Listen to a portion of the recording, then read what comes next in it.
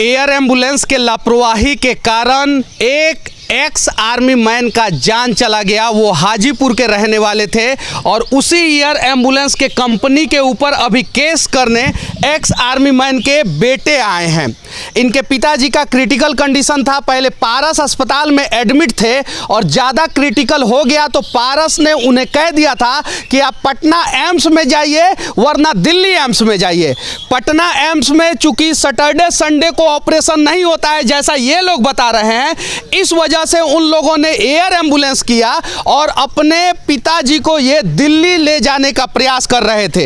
Air ambulance करने के लिए 5,65,000 रुपया देना था।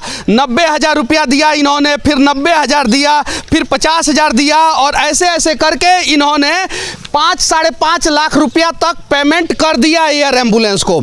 एयर एम्बुलेंस को जब इन लोगों ने पेमेंट 5.5 लाख रुपया के आसपास कर दिया तब एयर एम्बुलेंस वाले ने बताया कि वेदर अगर खराब रहेगा तो एयर एम्बुलेंस नहीं पहुंचेगा। क्या ये बात सत्य है? सही है सर, सही है।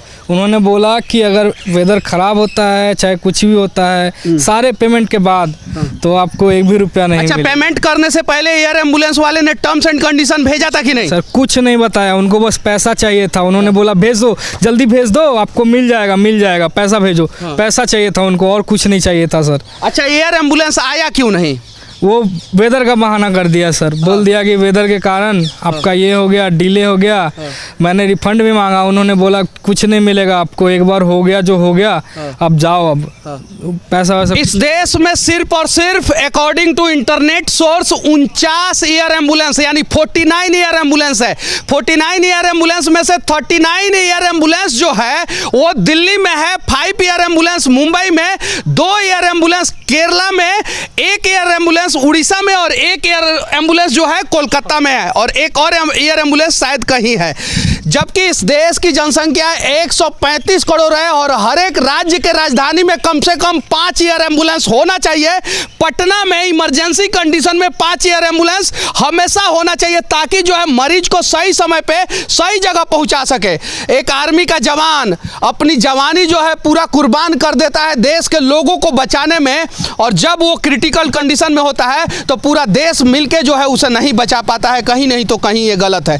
अगर एम्स पटना में उनका ऑपरेशन हो जाता तब वो बचते कि नहीं बचते? जरूर बच जाते सर, लेकिन वो शनिवार क्या बोला था? वो बोले ये शनिचर और इतवार को ये सब नहीं ऑपरेशन नहीं होता है, सोमवार को 10 बजे के टाइम। जरा सोचिए, एम्स पटना वाले ने जैसा ये बोल रहे हैं, उन्होंने बोला शनिवार और रविवार को ऑपरेशन नहीं होता है, लेकिन नीतीश कुमार जाएंगे तो उनका ऑपरेशन जो है शनिवार हो, रविवार हो, सोमवार हो, मंगलवार हो, कोई नेता विधायक मंत्री जाएगा तो उसका रोज ऑपरेशन करेंगे।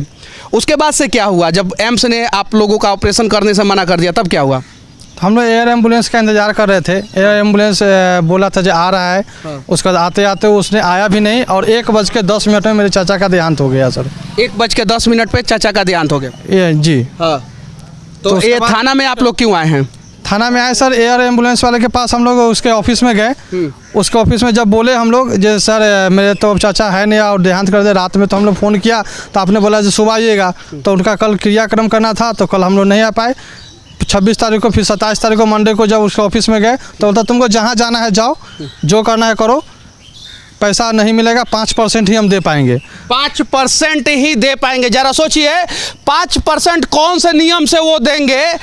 5,50,000 रुपया के आसपास उनके खाते में जाता है और उसका 5% वो देंगे एयर एम्बुलेंस वाले।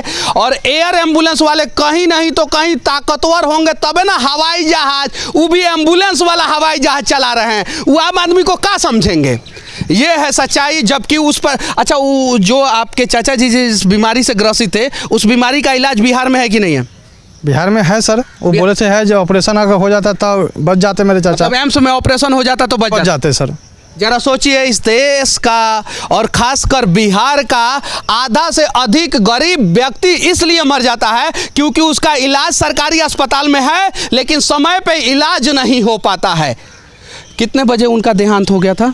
1:10 में। 1:10 पे? जी। अच्छा, आप लोगों का FIR रजिस्टर कर लिया गया है? जी, अभी सर रजिस्टर किए हैं। FIR हो रहा है ना? जी। चलिए ठीक है, FIR तो हो रहा है आप लोगों का। अब आप लोग क्या चाहते हैं? सर हम चाहते हैं, इंसाफ चाहते हैं सर।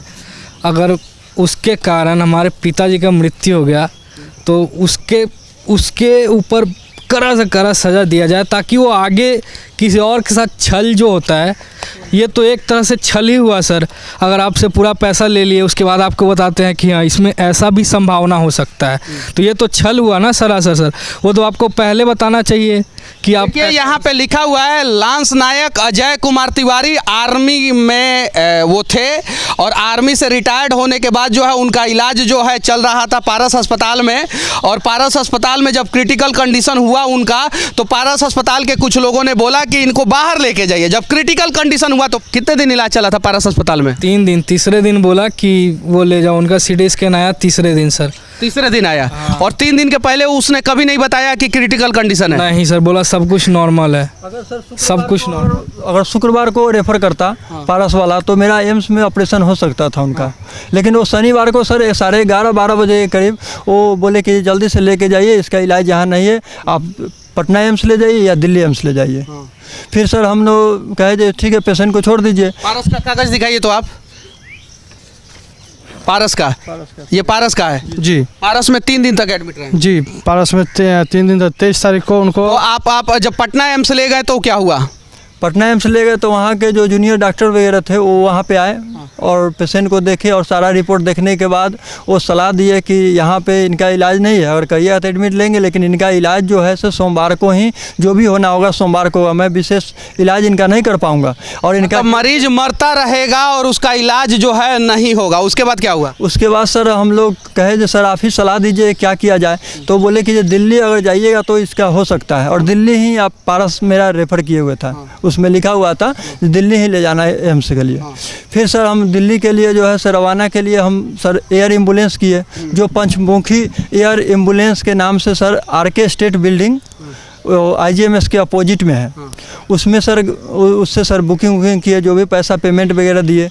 वो बोला कि 9-9:30 बजे तक आपका फ़्लाइट जो है सर यहाँ से उड़ जाएगी और आप वहाँ पहुँच जाइएगा, और पेशेंट आपका जो है सर। बोला 9-9:30 बजे तक फ्लाइट उड़ जाएगा। 9-9:30 बजे तक फ्लाइट अगर यहाँ से उड़ जाता तो 2 घंटे में दिल्ली पहुँच जाता है एयर एम्बुलेंस मैक्सिमम, यानी 11 बजे तक जो है पेशेंट 11:30 बजे तक दिल्ली पहुँच जाते। पेशेंट का देहांत कब हुआ? सर 1:10 में। अगर निकल जाते हैं सर 9:30-10 बजे के करीब, तो वहाँ सर ब्लड चढ़ने के बाद वो ऑपरेशन हो जाता वहाँ दिल्ली में, और वो बच जाते।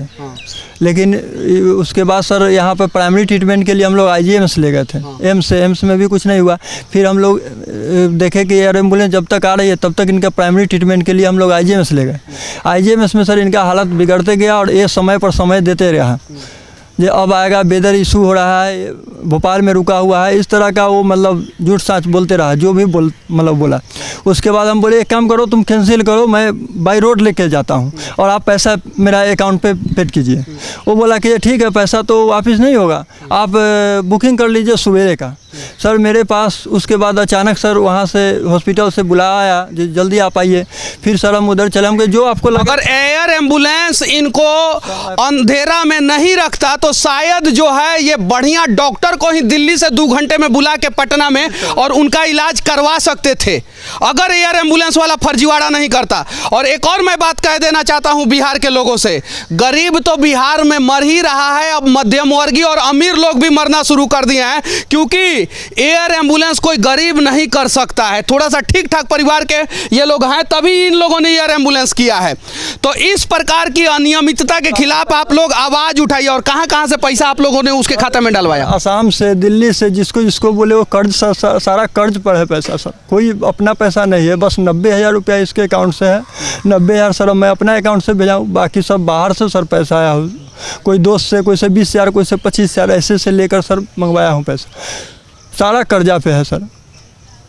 कर्जा लेके एयर एम्बुलेंस वाले को पैसा दिए और एयर एम्बुलेंस वाले ने एयर एम्बुलेंस नहीं भेजा। जब ऑफिस पर गए सर, बोले जो पैसा के लिए, जब उसको बोले जो हम केस करेंगे, तो बोला जो हम ठीक है हम बात करते हैं, जो जितना हो सके वो देंगे। फिर 1,30,000 रुपया, आज 1,30,000 रुपया हम आपको दे देंगे। मतलब पहले बोल रहा था 30,000 रुपया देंगे, उसके बाद जब आप बोले कि केस करेंगे तो बोल रहा था कि 1,30,000 तक देंगे जी। और वो डॉक्टर मुकेश और उनका पत्नी जो है, दोनों बोले जो ऐसे केस बराबर होते रहता है, उससे कोई दिक्कत नहीं है।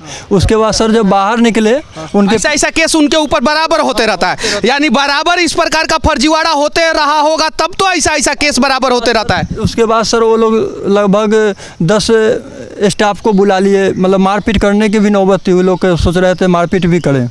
जब सर हम बाहर निकले, जब सीढ़ी से डाउन पे आ रहे थे तो हम बोले सर तो हाँ कोई सर मेरा तो पेशेंट आप डेथ करिए, हम आप पर FIR करेंगे, मर्डर का भी आरोप लगाएंगे और 420 का भी करेंगे मुकदमा। तो बोला ये जाइए ना, मुकदमा क्या कीजिएगा, यहाँ से जा पाइएगा तब, यहाँ जा भी नहीं पाइएगा और हम चाहेंगे। झूठ नहीं ना बोल रहे हैं? नहीं सर सही बोल रहे हैं वो सर। सही बात है क्या? सही बोल रहा है सर। सर उसके देखे स्टाफ तो हम लोग डर गए सर।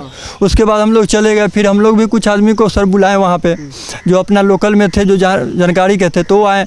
वो जब तक आए हैं तब तक स्टाफ को बिगड़े हैं, तब तक वो तो डॉक्टर साहब यहाँ से चले गए थे। तब तक डॉक्टर साहब यहाँ से चले गए। इस प्रकार की लापरवाही आप लोग मत कीजिए, क्योंकि चंद पैसों के लालच में ना जाने कितने लोगों का जान चला जाता है और ऐसा नहीं होना चाहिए। और बिहार की राजधानी पटना में भी एयर एम्बुलेंस हमेशा होना चाहिए। इस देश में जितना भी एयरपोर्ट है, हर एयरपोर्ट पे हमेशा 2 एयर एम्बुलेंस खड़ा होना चाहिए, और प्राइवेट एयर एम्बुलेंस नहीं, सरकारी एयर एम्बुलेंस होना चाहिए, ताकि जो है गरीब अगर किसी क्रिटिकल कंडीशन में हो, कोई आर्मी वाला क्रिटिकल कंडीशन में हो, कोई पुलिस वाला क्रिटिकल कंडीशन में हो, कभी नक्सलाइट हमला हो जाता है तो पुलिस वाले को एयर एम्बुलेंस नहीं मिलता है, रांची झारखंड की घटना है, तो उन सब चीज़ों से निपटने के लिए हर एयरपोर्ट पे कम से कम 2 एयर एम्बुलेंस हमेशा खड़ा होना चाहिए। तब जाके जो है भारत का मध्यम वर्गीय और गरीब परिवार के लोगों के साथ साथ भारत में काम करने वाले कर्मचारी, जैसे आर्मी वाले, जैसे पुलिस वाले, जैसे बैंक कर्मी सुरक्षित होंगे। वरना नेता को सुरक्षित तो कोई भी कर लेगा, बड़े बड़े बिजनेसमैन को कोई भी सुरक्षित कर लेगा, ऐसे लोगों के साथ हमेशा फर्जीवाड़ा होते रहेगा। और यही कारण है कि मुंबई में 5 एयर एम्बुलेंस है, दिल्ली में 39 एयर एम्बुलेंस है और पटना में एक भी एयर एम्बुलेंस नहीं है, जबकि बिहार का जनसंख्या जो है 12 करोड़ से ज़्यादा है। यहाँ पे भी कम से कम 12 गो एम्बुलेंस होना चाहिए। 1 करोड़ जनसंख्या पे एक एम्बुलेंस कम से कम होना चाहिए।